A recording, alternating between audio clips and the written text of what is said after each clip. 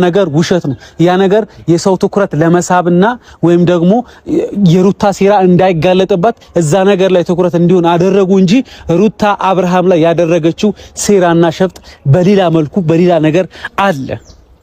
ያ ነገር ደግሞ እናንተ ልታውቁት አልችሉም። እኔ ካልነገርኳችሁ እኔ ይህንን ነገር ካላፍረጠረጥኩት እናንተ ልታውቁት አትችሉም፣ ልትገምቱም አትችሉም። ምክንያቱም ሩታና ኤፍሬም በዚህ ልክ አብርሃም ላይ እንደዚህ ሴራ ያሰራሉ ብላችሁ ስለማታስቡ ስለማትገምቱም ልታውቁት አትችሉም።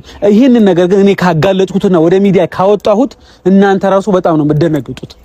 እኔ ማታ ነው ሁሉ ነገር ያወቅኩት። እስኪ ነጋ እንዴት እንደጨነቀኝ በሌሊት ራሱ ሩታ ራሱ ደውላልኝ ነበር።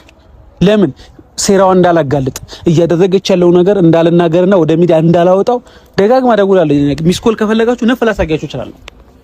እየዋሻው አይደለም፣ ይሄ እውነታ ነው የማወራው። ስለዚህ አሁንም ቢሆን ሩታ ተጠንቀቂ። አብርሃም ወደ ራሱ እንዲመለስና ወደ ህሊናው እንዲመለስ ማታደርጊ ከሆነ እያንዳንዱ አብርሃም ላይ ያደረግሽውና የሰራሽው ሴራ አንተ ወንድም ነኝ ባይም ኤፍሬም እያደረክ ያለው ነገር እናትህም አባትህም ወንድም እህቶችም እንዲያዩት ሁሉ ነገር በሚዲያ እንዳፍረጠርጠው ከፈለጋችሁ ችግር የለም፣ አፍረጠርጧለሁ። ነገር ግን እንዳላወጣው ከፈለጋችሁ ወደ ሚዲያ እንዳላወጣው ይሄ ሁሉ ነገር እንዳይጋለጥ ከፈለጋችሁ አብርሃም ወደ ህሊናውና ወደ ራሱ እንዲመለስ የማድረግ ግዴታ አለባችሁ። ይሄ የሆነ እንትን አይደለም፣ ማስፈራሪያ አይደለም፣ ትክክለኛ የማደርገው ነገር ስለሆነ ነው።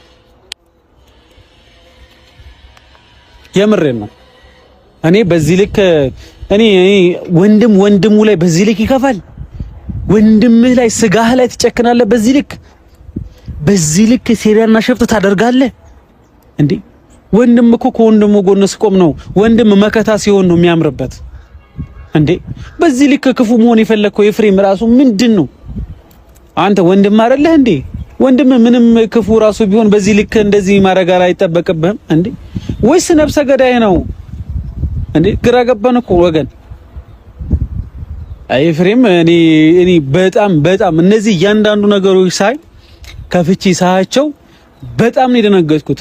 ምክንያቱም ወንድም ነኝ ተብዩ ኤፍሬም ራሱ በዚህ ልክ ወንድሙ ላይ ይከፋል።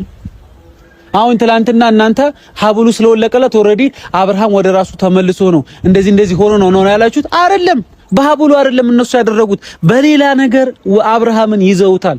በሌላ ነገር አብርሃምን አስጨንቀውታል። አብርሃም እንደዛ የሆነው በሌላ ነገር ነው፣ በሀብሉ አይደለም።